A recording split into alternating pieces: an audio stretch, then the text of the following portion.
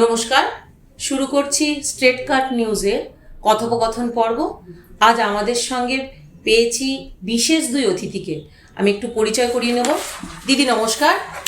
আমাদের সঙ্গে আছে সাধনা আই ইনস্টিটিউটের পিয়ালি সামন্ত, বিশেষ শিক্ষিকা। সঙ্গে আছে সৃজা সাধু, অডিওলজিস্ট, স্পিচ ল্যাঙ্গুয়েজ প্যাথোলজিস্ট। এনারা প্রত্যেকে আমরা যে বিশেষ চাহিদা সম্পন্ন শিশু বা অটিজম বাচ্চা বলি, তাদের স্পিচ থেরাপির ওপর কাজ করেন। আজকে আমরা তাদের কাছে এই সমস্ত বাচ্চাদের বিহেভিয়ার, তাদের কথাবার্তা, তাদের সঙ্গে কী ধরনের আচরণ বাবা মার করা উচিত এবং সেই সম্পর্কিত চিকিৎসার সম্বন্ধে আমরা একটু আলোচনা করব। প্রথমে দিদি জানতে চাইবো যে স্পিচ থেরাপি যেটা আমরা বলি, হ্যাঁ, তো সেটা বলতে অ্যাকচুয়ালি আমরা কি বুঝি, যদি একটু বলেন আমাদের দর্শকবৃন্দদের। আচ্ছা, এখানে স্পিচ ল্যাঙ্গুয়েজ প্যাথোলজিস্ট উপস্থিত রয়েছেন। আচ্ছা, সেটা সৃজন। তো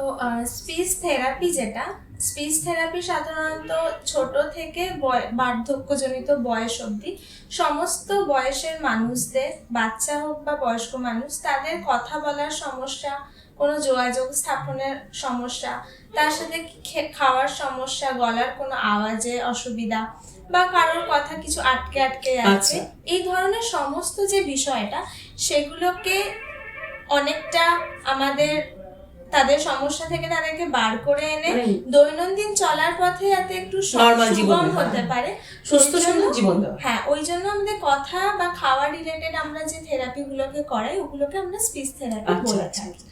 তো মোটামুটি যে সৃজার কাছ থেকে আমরা যেটা জানলাম যে এটার কোনো পার্টিকুলার বয়স নেই না, এটা একজন বয়স্ক মানুষেরও হতে পারে, একটা শিশুরও হতে পারে। সাধারণত আমাদের এই সাধারণ ভুলটা সবার মধ্যেই থাকে যে এটা বোধহয় ছোট বাচ্চাদের সমস্যা, কিন্তু স্পিচ থেরাপি যেটা আমাদের বিশেষজ্ঞ যিনি আছেন তিনি জানালেন যে ওটা বৃদ্ধ এবং বাচ্চা সবার ক্ষেত্রে আসতে পারে। আচ্ছা, আমি দিদি এটা জানতে চাইবো যে ধরুন অটিজম বাচ্চা বা ঠিক মতো কথা বলতে পারছে না, যাদের স্পিচ থেরাপি আছে, তাদের কি মানে সব সময় কি তাদের সাধারণ চোখে তো দেখাটা হয় না, এটা কি এক ধরনের রোগ? না, এটা কোনো রোগ নয়। আচ্ছা, এটা কোনো ডিজিজ নয়, এটা হচ্ছে ডিসঅর্ডার। আচ্ছা, ডিজিজ হলে তো ওষুধ দিয়ে ঠিক করা যেত, কিন্তু ডিসঅর্ডারের ক্ষেত্রে বিশেষ যে অসুবিধাগুলো আছে, যেমন কারোর কথা বলার অসুবিধা, কারোর খাওয়ার অসুবিধা, কারো কিছু ব্যবহারিক সমস্যা আছে, সেইগুলোকে আমরা থেরাপির মাধ্যমে একটু একটু করে তাকে সেই জায়গায় পৌঁছে দিতে সাহায্য করি। আচ্ছা, তো ওষুধের কি কোনো ব্যবস্থা আছে এতে, এই জিনিসটাতে ওষুধ কি কোনো কাজে দেয়? যদি এখানে বিশেষ চাহিদা সম্পন্ন শিশুদের মধ্যে অনেক রকমের কন্ডিশন থাকে।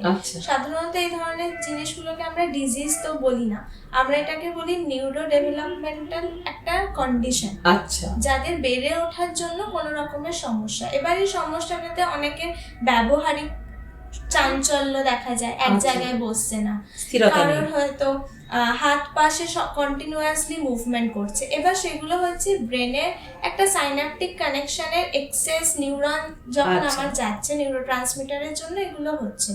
তো এবার ওষুধ নেই বলা ভুল, ওষুধ আছে, কিন্তু সেটা হয়তো কোনো বাচ্চাটার এই যে ছোট ছোট ক্যারেক্টারিস্টিক্সগুলো আমরা দেখছি, সেগুলোকে শান্ত করতে আমাদের সাহায্য করছে।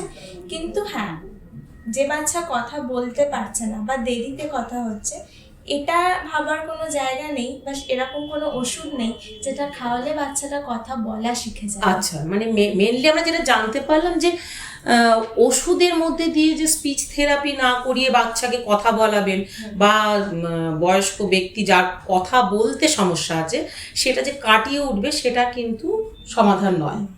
তো আমি জানতে চাইবি স্পিচ থেরাপি যেটা আপনার করান, যে বিভিন্ন ধাপে হয়, সেই ধাপ নিয়ে একটু যদি বলেন যে কিভাবে করানো হয়। এবার আমি প্রথমেই তাহলে ভাগ করে দিই যে স্পিচ থেরাপি ভাগ করা হয় সমস্যাটা কি কারণ থেকে এসছে, কোন বয়সে এসছে।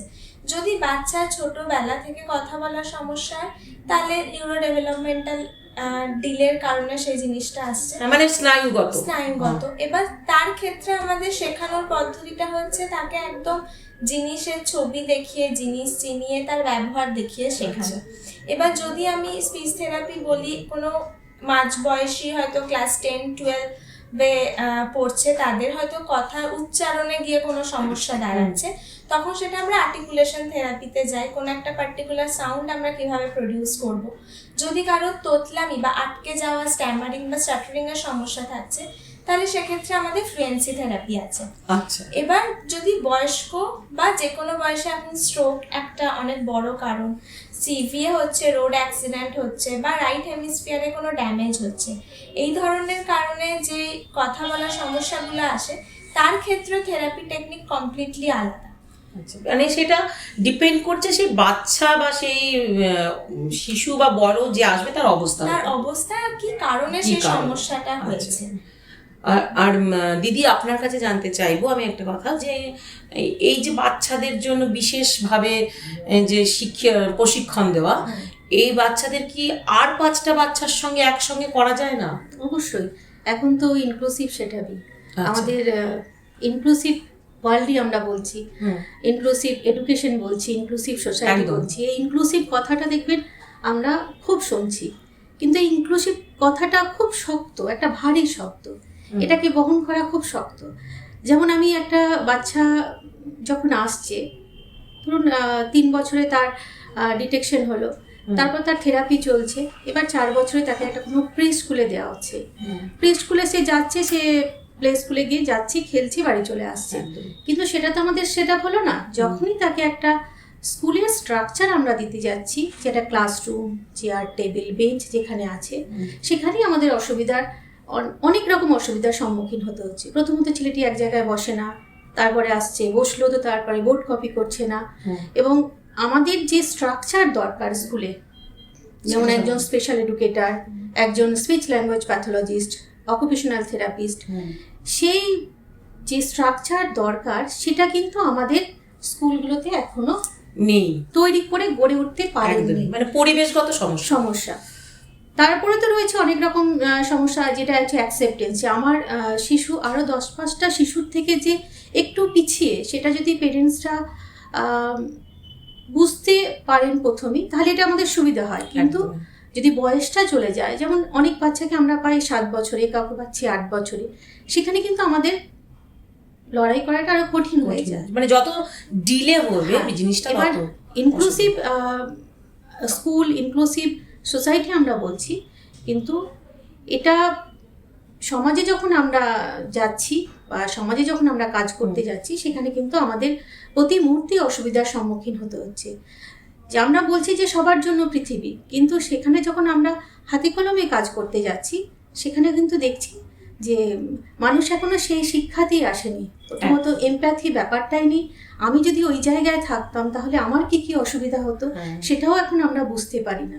তাই ইনক্লুসিভ এডুকেশন এটা আমাদের কাছে এখন অনেক একটা শক্ত ব্যাপার। আমরা সেই স্ট্রাকচারটা এখনো তৈরি করে উঠতে পারিনি, সেটা স্কুল হোক বা সমাজ হোক বা একদমই যে জায়গায় হোক।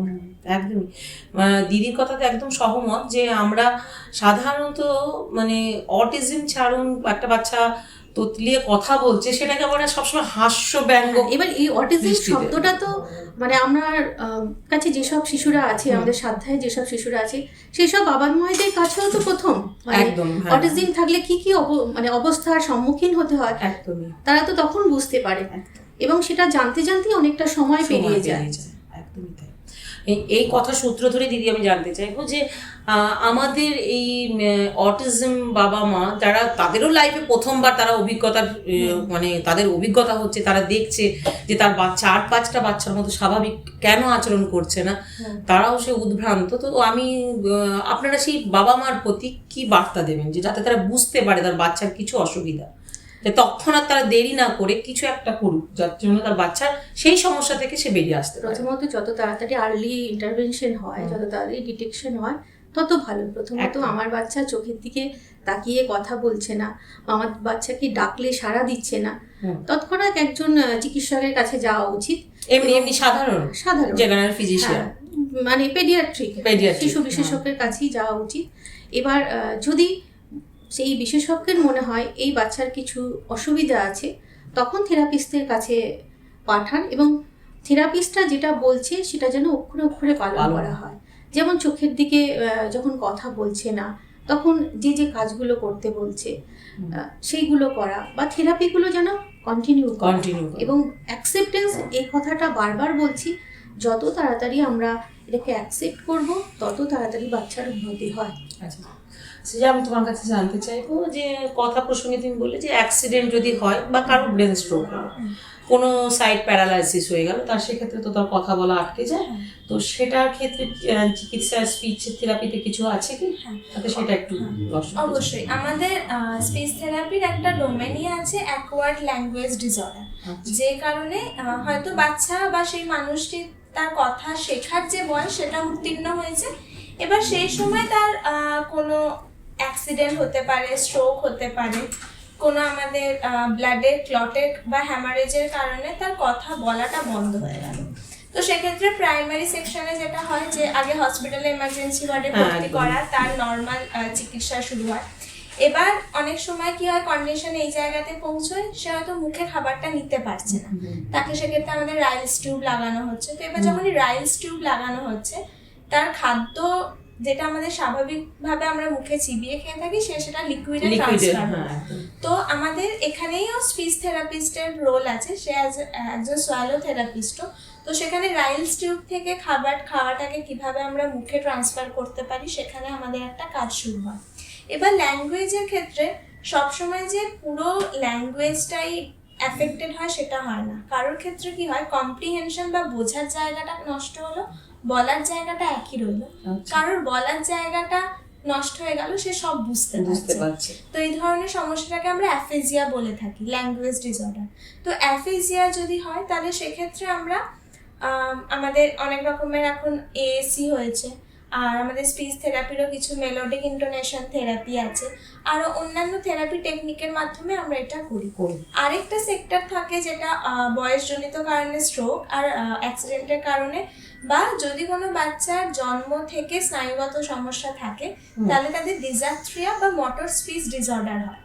সেক্ষেত্রে কি হয়, সে জানে যে আমাকে কি করতে হবে, সে করার চেষ্টাও করছে, কিন্তু আমাদের এই যে আর্টিকুলেটার্স, আমার জিভ, ঠোঁট, দাঁত, আমার গলা, এইগুলো ঠিকঠাক তার স্ট্রেংথ বা তার টোনিসিটি না থাকার জন্য সেগুলো সেই পরিমাণে কাজ করে উঠতে পারে না। তো সেগুলোকেও মানে স্বাভাবিকতায় নিয়ে আসার জন্য আমাদের থেরাপি টেকনিক করানো হয়ে থাকে। তাহলে মোটামুটি আমরা এটা তো জানলাম যে স্ট্রোক হলে যদি কেউ প্যারালাইসিস হয়ে যায় বা কথা বলতে পারছে না, বিভিন্ন যেটা সিজা বললো, তাহলে দেন তাকে কোনো একটা স্পিচ থেরাপির কাছে নিয়ে যান। আস্তে আস্তে সে যখন রিকভার হয়ে আসছে, হসপিটাল থেকে বাড়ি ফিরছে, তার তো প্রাথমিক চিকিৎসা হয়ে যাচ্ছে। এখনকার আমাদের স্বাস্থ্য ব্যবস্থাটাও এমন জায়গায় গেছে যেখানে প্রত্যেকটি হসপিটাল বা নার্সিং হোমে স্পিচ থেরাপিস্ট একজন করে থাকেন। তো বেড সাইড যখনই সে এলো, তো বেড সাইড ইভ্যালুয়েশনই স্টার্ট হয়ে যায়, যে যখন আইসিইউতে আছে তারপরে নর্মাল বেডে তাকে দেওয়া হলো। তো ওই সময় থেকেই বেড সাইড ইভ্যালুয়েশন হতে হতে তার আমাদের কন্ডিশনগুলো ডিটেক্ট হয়ে যায়, এবং ওই সময় যখন সে অ্যাডমিট আছে সেই অবস্থা থেকে মানে ডাক্তার হলে প্রেসক্রাইব করেই দেয় যে এর স্পিচ থেরাপি দরকার আছে। দিদি, আপনার কাছে এবার আসবো যে এই অটিজম বাচ্চা বা যারা আমাদের মানে আর 5টা বাচ্চার মতো সুস্থ স্বাভাবিক নয়, তাদের ক্ষেত্রে পরিবার ও মানুষের যে পরিবেশ আছে সেই সমস্যাগুলো কি কি দেখা যেতে পারে বাচ্চাদের? মানে পরিবার ও আশেপাশের মানুষজন কিভাবে এটাকে বেড়ে উঠতে বা সাহায্য করবে। প্রথমত একটি বাচ্চা যখন কিছু অসুবিধা দেখা যায় তখন স্বাভাবিকভাবেই বাবা মা প্রথমে খুব সেখানে ভেঙে পড়েন। তো ভেঙে না পড়ে আমার পরিবারের লোকজন যদি আমার পাশে থাকে তো সেখানে সুবিধাটা খুব বেশি হয়। একটি বাচ্চা যখন কথা বলছে না, স্পিচ থেরাপিস্টরা যেটা বলেন যে ওর সাথে কথা বলুন, ওকে সব ইনস্ট্রাকশন দিন, ওকে বাড়ির বাইরে নিয়ে যান, যখন যাচ্ছেন টোটো করে যাচ্ছেন বা বাইকে যাচ্ছেন, আপনি ওটা বলতে বলতে যান কিভাবে কথোপকথন। তো কথাতেই আছে যে শিশুটির অটিজম আছে, তো একটি অটিজম শিশুর মুখে কথা আনতে একটা গ্রাম লাগে। আমরা এখন বলি গ্রাম নয়, একটা শহর হলে আরো ভালো। যত মানুষ এটাতে এগিয়ে আসবে আমাদের শিশুদের তত ভালো হবে। যেমন বাড়ি, প্রথম আসে মা বাবা, তারপরে বাড়ি, মানে ওই অ্যাকসেপ্টেন্স আবার বাড়ি থেকে, তারপরে আমার প্রতিবেশী। ধরুন প্রতিবেশীর বাড়িতে কোনো বার্থডে পার্টি হচ্ছে, সেখানে শিশুটিকে নিয়ে যাওয়া হলো, সেখানে কি হলো, তার সেই স্কিলটা ডেভেলপ হবে। সেখানে মানুষজনের আরও সব ছোট ছোট বাচ্চারা কি আচরণ করছে সেটা সে শিখবে। তার মানে কি, প্রতিবেশী মানে আমাদের সমাজে যেখানে আমরা বাজার করতে যাচ্ছি, দোকান করতে যাচ্ছি, সেখানে বাচ্চাটিকে সবাই জানবে, কিভাবে আমরা কমিউনিকেট করছি বাচ্চাকে, সেখানে যদি দেখায় সেখানে তারও আরও উন্নতি হবে। স্কুলে যদি সহযোগিতা পাওয়া যায়, সেখানে বাসে, ট্রেনে, সব জায়গায় শিশুটির কিছুই করতে হবে না, শুধু তার সাথে তাকিয়ে কথা বলা আর তাকে খুব ছোট ছোট ইনস্ট্রাকশন দেওয়া। আমরা যেমন অনর্গল কথা বলছি, প্রথম দিকে আমরা শিশুদের খুব ছোট্ট ছোট্ট ইনস্ট্রাকশন দেবো এবং প্রত্যেকটি শব্দ তাকে শেখাবার চেষ্টা করব। মানে লং ওয়ার্ড নয়, না। ছোট্ট। এবার এইভাবে যদি আমরা বাড়ি, সমাজ, বাজার বা স্কুল সবাই যদি একসাথে, মানে পাড়ার যেখানে একসাথে সবাই গল্প করে সেখানেও যদি শিশুটি যায়, সেখান থেকেও সে অনেক কিছু শিখতে পারে। তো আমাদের এই মানে মিলিত প্রয়াসে একটি শিশুর মুখে কিন্তু ভাষা আসে, সে অন্য ভালো আচরণও দেখতে পারে, যখন সেও তার মধ্যেও সেই স্কিলটাও ডেভেলপ করে এবং তার অসুবিধাগুলো অনেক দূর হয়। এক কথায় মানে আমরা মানে যতটা বাচ্চাটাকে মানে নর্মাল ব্যবহারটা করব তার সঙ্গে, যতটা মেনে নেব, স্বাভাবিক জীবনযাপন করি, সেই জীবনযাপনের মধ্যে আমার শিশু কোথাও আলাদা নয়, এটা ভাবতে হবে। এটার মধ্যে দিয়ে যদি আমরা যেতে পারি, আমাদের এই সমাজ যেতে পারে, তাহলে এখানে কেউ কোথাও ভিন্ন না। একদমই। মানে প্রথম সেই বাবা মার কর্তব্যের মধ্যে পড়ে তার ছেলেকে মেনে নেওয়াটা, অ্যাকসেপ্টেন্স। ঠিক আছে, অটিজম একটা শব্দ, সেটা শুনলাম, এরপরে যে থেরাপিগুলোর মধ্যে আছে সেগুলোর মধ্যে দিয়ে আমরা যাব এবং তাকে একদমই স্বাভাবিক একটা জীবন, নর্মাল ভাবে তার সঙ্গে আচরণ করা, কথা বলা, এটাই আসলে প্রথমে যেটা একটা প্রশ্ন ছিল যে আমরা কিভাবে অভিভাবকদের আমাদের বার্তা কি থাকবে।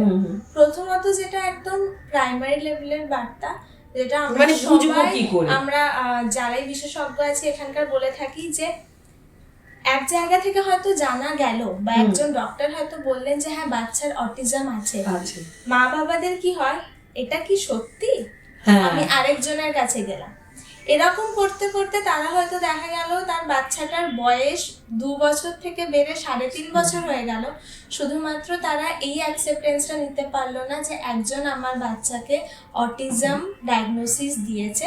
তো ওনারা বলে এটা হয়তো ভুল হতে পারে, উনি হয়তো সারা দেশে বা সারা শহরে সমস্ত ডাক্তারের কাছে ঘুরলেন যে শুধুমাত্র ডায়াগনোসিসটা কনফার্ম করার জন্য। এটাই হচ্ছে আমাদের প্রথম বার্তা, যে ঘুরে আপনি যে ডায়াগনোসিস নিচ্ছেন এখানে অনেকটা সময় চলে যাচ্ছে। বরঞ্চ প্রথম যেদিনকে জানা গেল সেদিন হলেও বা তার 1 সপ্তাহ কি 2 দিনের মধ্যেও যদি আমরা কোনো বিশেষজ্ঞর কাছে গিয়ে ওর ট্রিটমেন্টটা বা থেরাপিটা শুরু করি, তাহলে হয়তো আমরা যে 1.5 বছর সময়টা ডাক্তার দেখানোতে নিয়েছি সেখানে ওর ডেভেলপমেন্টটা আমরা অনেকটা এগিয়ে যেতে পারবো। আর প্রথমত বুঝতে হবে যে কেন বলা হয় যে একজন সমাজ বা একটা পরিবারকে পাশে থাকানো খুব দরকার এই ধরনের বাচ্চাদের বেড়ে ওঠার জন্য। অটিজমের ক্ষেত্রে বাচ্চাদের সমস্যা হয় মূলত 3 জায়গাতে। প্রথম হচ্ছে কমিউনিকেশন, যোগাযোগ স্থাপন যেটা করতে হয় আমরা করে থাকি, তাদের ওখানে অসুবিধা হয়। 2 নম্বর হচ্ছে তাদের একটা সোশ্যাল স্কিল, এই যে আমি একটা বাইরে আমি যাচ্ছি, তো ওখানে আমি ভিড় রাস্তাতে আমি মা বাবারই হাতটা ধরে থাকবো, আমি হাতটা ছাড়লে আমাকে গাড়ি ধাক্কা দিয়ে দেবে, সেই বোধটা তার সেই সময় নেই। আর 3 নম্বর হচ্ছে তাদের একটা বুদ্ধি, সেই জিনিসটা বুঝে কাজটা করা, কগনিশন। এই 3টে জায়গাতে মূলত অটিজম বাচ্চাদের ক্ষেত্রে সমস্যাটা থেকে থাকে। এবার যদি আমি দেখি কমিউনিকেশন আর সোশ্যাল স্কিল, এটা কিন্তু একটা পরিবারের থেকে বেশি অন্য কেউ শেখাতে পারবে না একজন বাচ্চা। শুধু এটা অটিজমের ক্ষেত্রে না, এটা স্বাভাবিক বাচ্চাদের, সমস্ত বাচ্চার ক্ষেত্রে, কারণ পরিবারটা হলো তার প্রথম স্কুল এবং সে ওখানে তার সমস্ত বয়সের একটা মানুষজনকে পাচ্ছে, কার সাথে কিরকম ব্যবহার করতে হবে সেটা। অতএব পরিবারের লোকরাও, একজন দাদু ঠাকুমা একটা নাতি নাতনিকে যেইভাবে কথা বলেন, মা বাবা যেইভাবে কথা বলে, তারা যদি কন্টিনিউ এই ধরনের বাচ্চাদের সাথে ওই ধরনেরই কথা বলে, সে অনেক রকমের নতুন শব্দ শিখছে, কথা বলার ভঙ্গি শিখছে। অতএব তার এই যে আমরা স্পিচ ডেভেলপমেন্ট, সেটা অনেকটা স্মুথ হয়ে যায়। একদমই তাই। সঙ্গে খেলাধুলা, পার্কে যাওয়া, খেলাধুলা করার জন্য মাঠে যাওয়া, প্রত্যেক শিশুকে বিকেলের দিকে যে মাঠ খেললে যে তার মনের একটা অনুভূতি তৈরি হয়, বা এটা আমাদের তৈরি করতে হবে। এটা বর্তমানে মানে আমাদের ডিজিটাল যত হয়েছে তত খেলার মাঠ কমে গেছে। এটা শুধু মানে নর্মাল বাচ্চাদের ক্ষেত্রে অবস্থা খুব এবার খেলার গুরুতর। মাঠে মা বাবারা ভয় পায় যে কিছু যদি অ্যাক্সিডেন্ট হয়, কিন্তু এখানে এটা মানতে হবে, অ্যাক্সিডেন্ট হয়তো হয় কিন্তু সেটা অনেক কম। তার জন্য আমি আমার শিশুকে বাড়ির ভেতর বসিয়ে রাখবো না, তাকে খেলার মাঠেও ছাড়তে হবে এবং তাকে রাস্তাঘাটেও ছাড়তে হবে, কারণ স্বাবলম্বন এই ব্যাপারটা আমাদের করতেই হবে তাকে। একদম বাচ্চা আর বড় মানে সেই আগেকার মতো সেই খেলার মাঠও আর এখন নেই, আর সেই মানসিকতাটাও বাবা মার চেঞ্জ হয়ে গেছে। শুধু এটা অটিজম বা নয়, নর্মাল ক্ষেত্রেও তাই। আচ্ছা, আমি আর একটা কথা জানতে চাইবো, এই যে বাচ্চারা, এই বাচ্চাদের বেড়ে উঠতে গেলে যে আপনাদের মধ্যে যে কেউ বলতে পারে যে ওরা কোন কোন দিক থেকে পিছিয়ে থাকবে যদি ঠিক মতো প্রপার ওয়েতে গাইডেন্স না পাওয়া যায়? যদি প্রপার ওয়েতে গাইডেন্স না পাওয়া যায়, বাচ্চার ব্যবহারিক যে জীবন, সেই জীবনে তাকে কোথাও যে তার কোনো জিনিস দরকার, তো সে হয়তো মা বাবাকে হয়তো সে বুঝিয়ে দিতে পারবে, কিন্তু যখন মা বাবা নেই ওই সিচুয়েশনে, যখন অচেনা কেউ আসবে তাকে হয়তো সে বোঝাতে তার অসুবিধা হবে, যোগাযোগ স্থাপনে একটা অসুবিধা থাকবে। এবং এটা কি বাড়বে যদি ট্রিটমেন্ট না হয়? মানে বাবা মা হয়তো সেভাবে একটি বাচ্চা যখন ছোট অবস্থায় আসে তাদেরকে প্রথম আমরা যেটা বলি সেটা হচ্ছে সিটিং হ্যাবিট এবং একটা জায়গায় দাঁড়ানোর, ওয়েটিং করা, স্থির হয়ে বসা, এবং টয়লেট ট্রেনিংটা মাস্ট। তারপরে কি আছে, নিজের হাতে খাওয়া, নিজের হাতে জামা কাপড় পরা, এইগুলো যখন সে আস্তে আস্তে ডেভেলপ করে, বাকি দিকগুলো ঠিক ডেভেলপ করে অটোমেটিক্যালি। যখনই বাচ্চা স্থির হয়ে বসতে পারে বা ওয়েট করতে শেখে বা তার টয়লেট ট্রেনিং হয়ে থাকে, নিজের হাতে খেতে শিখে যায়, বাকি দিকগুলো সে ডেভেলপ করে। তার তখন গ্রিপ রেডি হয়ে যায়, সে যখন খাচ্ছে, এটা পিনসার গ্রিপে আমরা একটা খাবার তুলি, সে পেন্সিল হোল্ড করতে পারে, সে যখন লিখতে পারে, অবশ্যই যখন সে খাবারটা ধরতে পারছে সে অটোমেটিক্যালি পেন পেন্সিল ধরতে পারছে। একটা জায়গায় যখন বসার অভ্যাস হয়, তার কানটাও অনেকটা রেডি হয়ে যায়, সে তখন অন্যের কথা শোনার মতো তার মানসিকতা একটা তৈরি হয়। যদি বাচ্চা রেস্টলেস হয়, সে কারোর কথাই শুনবে না। প্রথম থেকে ওদের মধ্যে টেন্ডেন্সিটাই থাকে চাঞ্চল্য, ভীষণ আর হাইপার অ্যাক্টিভিটি। অনেক বাচ্চার ক্ষেত্রে কেউ আন্ডার অ্যাক্টিভিটিও হয়, সে কিছুই করছে না, শুধু বসে আছে, তার মানে কিন্তু এটা নয় যে আমরা তাকে যা বলছি সে শুনছে। তাকে তখন আমাদেরকে ইনস্ট্রাকশন দিয়ে দিয়ে তাকে ওই স্টেজে নিয়ে আসতে হয়, যেখানে আবার সে পরের স্টেজে, হ্যাঁ আমি যদি ওকে বলি জলের বোতল দাও, সে আমাকে বোতলটা দেবে। আর কয়েকজন হয় হাইপার অ্যাক্টিভ, যে হয়তো সারা ঘর দৌড়ে বেড়াচ্ছে, তাকে আমাদেরকে এক জায়গায় বসিয়ে আবার ওই ইনস্ট্রাকশনটাই দিতে হয়, জলের বোতল দাও, তবে সে যখন দিতে পারে তো আমরা বুঝি হ্যাঁ তখন সে এবার নেক্সট স্টেপে। মানে দু রকমই হতে পারে, খুব চঞ্চল আবার খুব শান্ত। একদমই। আর এটা আমি জানতে চাইবো যে আজ থেকে অনেক বছর আগে যে এই অটিজম কথাটা অত হয়তো প্রচলিত ছিল না, বর্তমান দিনে কি এটা বেড়েছে না মানুষ জানতে পারছে না বলে? আগে জানতে পারতো না, এখন জানতে পারছে। এটা বলবো না যে আগেকার দিনে ছিল না, ছিল হয়তো সংখ্যায় কম ছিল, এখন একটু বৃদ্ধি বেশি বেড়েছে। আগেকার দিনে থাকলেও হয়তো তার বাড়ির লোকরা তাকে বাড়ির বাইরে বের করার প্রয়োজন বোধ করতো না, তাদেরকে বাড়িতেই রাখতো, আমরা ম্যানেজ করতে পারি তো আমাদের কাছে থাক। বাস এখনকার দিনে এটা বেড়েছে, তার জন্য অনেক রকমের কারণ এখন দেখানো হয়। পলিউশন তার একটা অনেক বড় কারণ, প্যাকেজড ফুড একটা কারণ, যেটা রেডিমেড খাবার, স্ক্রিন টাইম বা মোবাইল বা ল্যাপটপের এত যে ডেইলি এক্সটেন্সিভ ইউজ, সে হয়তো জন্মানোর পর তার যখন হয়তো কথা বলার সময় সে হয়তো সবার মুখের দিকে তাকাচ্ছে বাড়ির বড়দের যে তারা কিছু বলবে, বাড়ির বড়রা হয়তো সেই সময় ফোনে বা ল্যাপটপে ব্যস্ত, তো বাচ্চা সঠিক সময় ল্যাঙ্গুয়েজ স্টিমুলেশন পাচ্ছে না, সেটা একটা কারণ। আর এই যে পলিউশন বা আমাদের যেভাবে লাইফস্টাইল চেঞ্জ হয়েছে, আমরা যেভাবে আমাদের খাদ্যাভ্যাসও চেঞ্জ হয়েছে, তো সেগুলোর কারণে যখন একটা ভ্রূণ তৈরি হচ্ছে সেই সময় কিছু না কিছু কারণে ওই নিউরো ডেভেলপমেন্টাল একটা চেঞ্জেস চলে আসছে, যার জন্য এখনকার অটিজমের প্রবণতাটা অনেকটা বেড়েছে। মানে এই যে পরিবেশ দূষণ বা আমাদের এই জাঙ্ক ফুড, এইগুলো সর্বদিক থেকেই মানুষ সাফার। মোবাইল, এত মোবাইলের ইউজ, তো এটাও অটিজমের একটা প্রধান কারণ। আমি আর একটা কথা, গুরুত্বপূর্ণ কথা জানতে চাইবো, অটিজম কথাটা বলে, তো এই কথাটা মানে অর্থটা কি? এটা কেন, মানে অটিজম কথাটা শব্দটার মানে কি বলবো? এটা হচ্ছে আত্মমগ্নতা, বাংলা অর্থ হচ্ছে আত্মমগ্নতা। অটিজম শব্দটা লিও কেনার উনি প্রথম দিয়েছিলেন। আচ্ছা আচ্ছা। অটিজম শুধু অটিজম নয়, এটা একটা পুরো অটিজম স্পেকট্রাম ডিসঅর্ডার। আচ্ছা, পুরো ফর্মটা। একটা পুরো ফর্ম। আমাদের যে ডিএসএম আইসিডি, আমরা হেলথ সেক্টরে যে কন্ডিশনে আমরা বই ফলো করি, তো সেখানেই অটিজমের আন্ডারে 5টা থেকে 6টা ভাগ আছে। আচ্ছা, অটিজম স্পেকট্রাম ডিসঅর্ডারের মধ্যে অটিজম একটা সেরকম আছে, রেট সিনড্রোম, অ্যাসপারজার সিনড্রোম, এরকম করে আরো 4-5টি ভাগ আছে। তো অটিজম স্পেকট্রাম ডিসঅর্ডার যখনই বলা হচ্ছে, তো সেটা আমরা যে কোনো বাচ্চাকে বলে দিতে পারি না। তার জন্য আমাদের নির্দিষ্ট একটা টেস্ট ব্যাটারি হয়, সেগুলোকে আমাদেরকে কন্টিনিউ করতে হয়, যেটার পরে আমরা পার্টিকুলার স্কোরে এলে আমরা বলতে পারি বাচ্চার অটিজম আছে, কিরকম লেভেল আছে। এবং সেটাকে অনেক বড়ভাবে সাপোর্ট করে আমাদের আইকিউ সার্টিফিকেট, আমাদের ইন্টেলিজেন্সের টেস্ট হয়, তাতে কিরকম বাচ্চার স্কোর আসছে ওই এজের সময়, তো সেটা কিরকম আমাদেরকে সাপোর্ট করছে সেটা থেকেও একটা ডায়াগনোসিস আমরা পৌঁছই। একদম। মানে অটিজমেরও বিভিন্ন লেভেল আছে, হ্যাঁ, সেখান থেকে কতটা রিকভার করবে সেটাও ডিপেন্ড করে। সেটা depend। আমি সৃজার কাছে একটা প্রশ্ন করবো। সৃজা, তুমি শহরে, দেখুন আমরা শহরে থাকি, বর্ধমান শহরে, এখানে স্পিচ থেরাপি আছে, হসপিটালে এমার্জেন্সি আছে, হসপিটালও বাড়ির কাছে, সমস্ত সুযোগ সুবিধার মধ্যে থাকি। কিন্তু এমনও তো হতে পারে যে গ্রামের দিকে কোনো বাচ্চা, যে বাবা মা হয়তো অতটা শিক্ষিতও নয়, তাদের অত জ্ঞানও নেই, তো তারা কি করবে? তাদের উদ্দেশ্যে যদি তুমি কিছু বলো। প্রথমত আমি বলে রাখি যে আমরা ওই জায়গা থেকে অনেক সৌভাগ্য আমাদের, যে আমাদের গ্রামে যেহেতু এখনো পরিবার কেন্দ্রিক, পাড়া কেন্দ্রিক একটা ব্যাপার আছে, তো এই ধরনের সমস্যা শহরের তুলনায় গ্রামে অনেক কম। এবার যদি গ্রামে কোনো বাচ্চার ক্ষেত্রে আমরা এই ধরনের ব্যবহার আমরা দেখতে পেলাম, তো প্রথমেই গ্রামে যদি কোনো প্রাথমিক কেন্দ্র থাকে, ওখান থেকে আমাদের মহকুমা লেভেলেও এখন কিন্তু যে স্বাস্থ্য কেন্দ্র আছে, সেখানে অডিওলজিস্ট এবং স্পিচ ল্যাঙ্গুয়েজ প্যাথোলজিস্টরা কিছু কিছু জায়গায় আছে। তো যদি সেখানে থেকে থাকে, বা আমাদের যেমন বর্ধমান হসপিটাল এবং আমাদের রাজ্যে বেশিরভাগ সরকারি যে হসপিটালগুলো, তাতে আমাদের ডিআইসি, আর্লি আমাদের যে ডিটেক্ট করার সেরকম একটা করে সেন্টার আছে।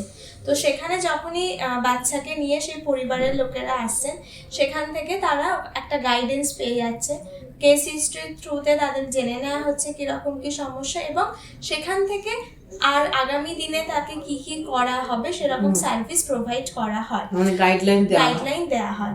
আর আমাদের রাজ্যে কলকাতাতে অবস্থান করছে আমাদের কেন্দ্রীয় একটা শিক্ষা প্রতিষ্ঠান, এবং সেটা হসপিটাল হিসাবেও ব্যবহার, আলী ইয়াবার জাং national institute of speech and hearing disabilities. তো এটা হচ্ছে আমাদের ইস্টার্ন রিজিয়ন ব্রাঞ্চ। তো সেখানেও কিন্তু বাচ্চারা যখনই যায়, বেশিরভাগ সরকারি হাসপাতাল যদি দেখছে যে না আমরা সাপোর্টের জন্য, ওখানে তারা রেফার করে। তো সেখানে বাচ্চাদেরকে স্পিচ থেরাপি, স্পেশাল এডুকেশনের মাধ্যমে যা যা গাইডেন্স, ওগুলো কিন্তু ওখান থেকে প্রোভাইড করে দেওয়া হয়।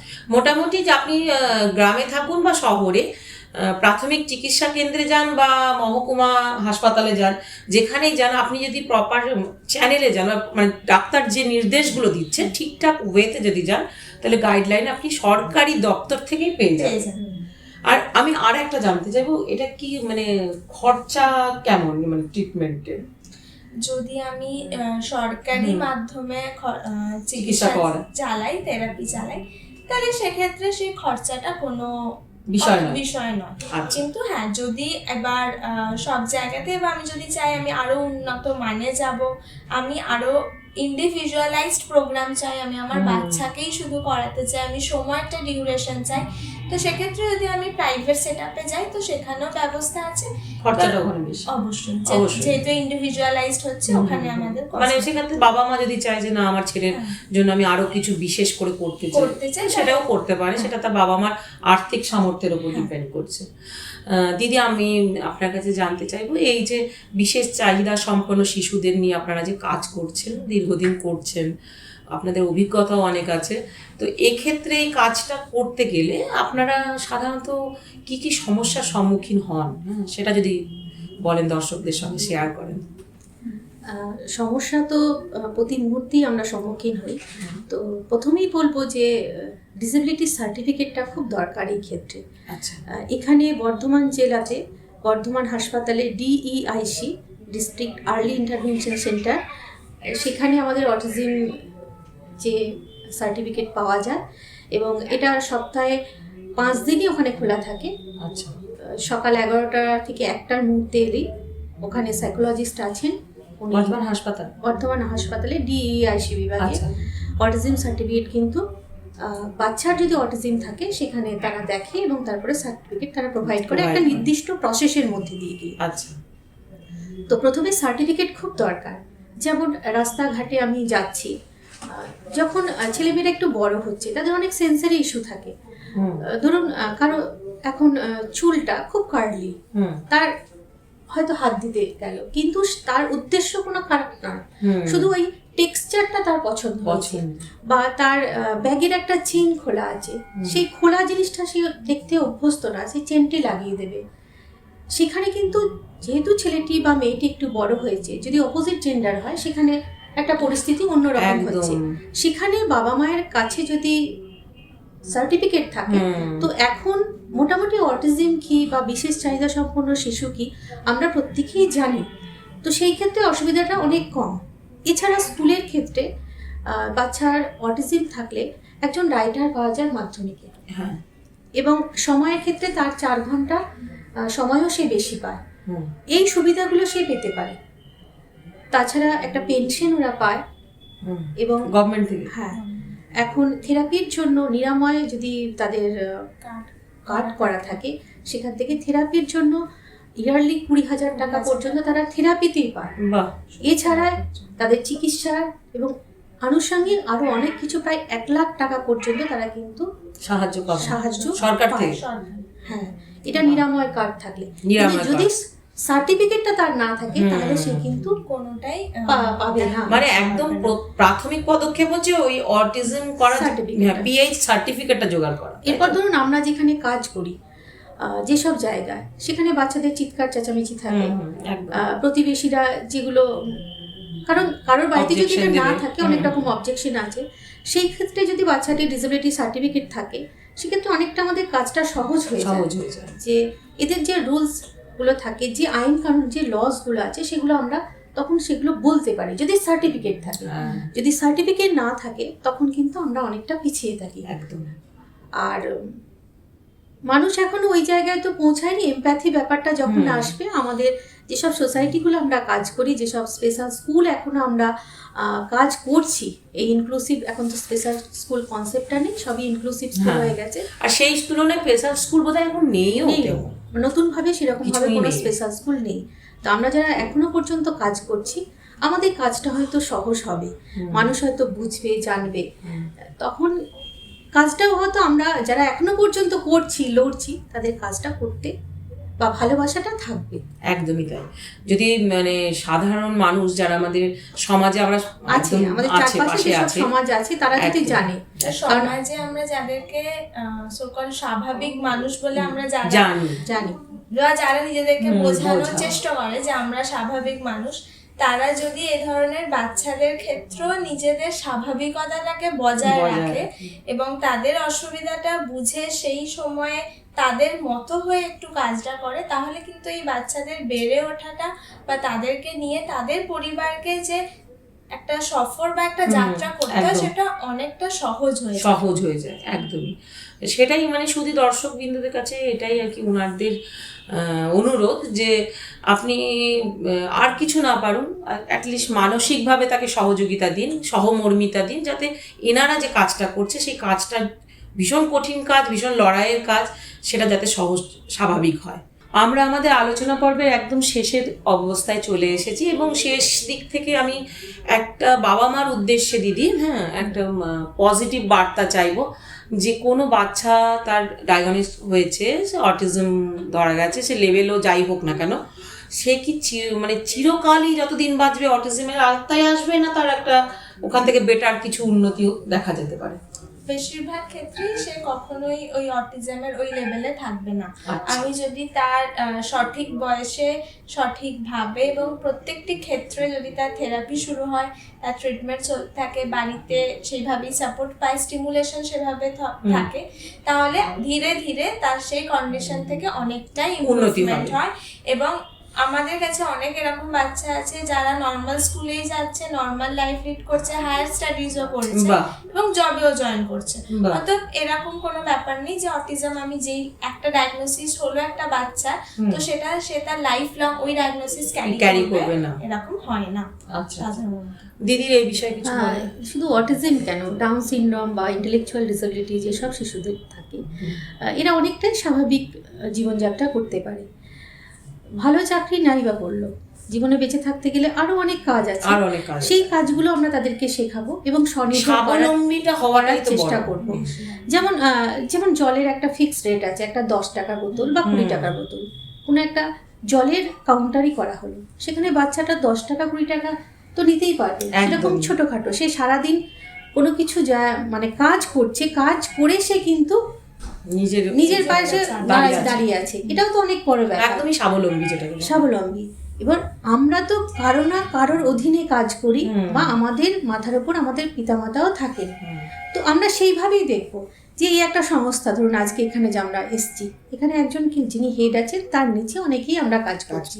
সেই রকম একটি ছেলে সে তার স্কিলগুলোকে অনেকটা উন্নত করেছে, তারপরে সে একটা কোথাও রেস্টুরেন্টে কাজ করছে কি সে একটা বাগানে কাজ করছে, সেটা আমরা দেখবো না, সে কি কাজ করছে, আমরা তাকে স্বনির্ভর করার চেষ্টা করব। একদম খুব ভালো সিদ্ধান্ত, খুব ভালো কথা, যে উদ্দেশ্যটা হচ্ছে তাকে নিজের পায়ে দাঁড়ানো, নিজের কাজটা নিজে করতে পারা, এই যে পরনির্ভরশীল জীবন থেকে তাকে আত্মনির্ভরশীল হওয়া, এই স্বনির্ভর হওয়া, এটাতেই হচ্ছে একটা অটিজমের বাচ্চার ক্রমোন্নতি। তাহলে আজকের এই আলোচনা পর্ব শুধু দর্শকবৃন্দ আপনাদের আশা করি খুবই ফলপ্রসূ হবে। আপনাদের আগামী জীবনে বা বর্তমান জীবনে যদি কারোর এই সমস্যা থাকে, দিদিরা বলেছেন যে প্রথমেই কোনো পেডিয়াট্রিকের কাছে নিয়ে যান, তার পরামর্শ নিন এবং ডাক্তার গাইডলাইন্স ফলো করুন। এই বলে এখানে দিদি এবং সৃজাকে খুবই ধন্যবাদ যে তারা আমাদের স্টেট কার্ড নিউজ পর্বে এই অটিজমের ওপরে বিশেষ বার্তা দেওয়ার জন্য, আজকে কথোপকথন পর্বে উপস্থিত থাকার জন্য আপনাদের দুজনকেই ধন্যবাদ। আজ এখানে শেষ করছি, নমস্কার।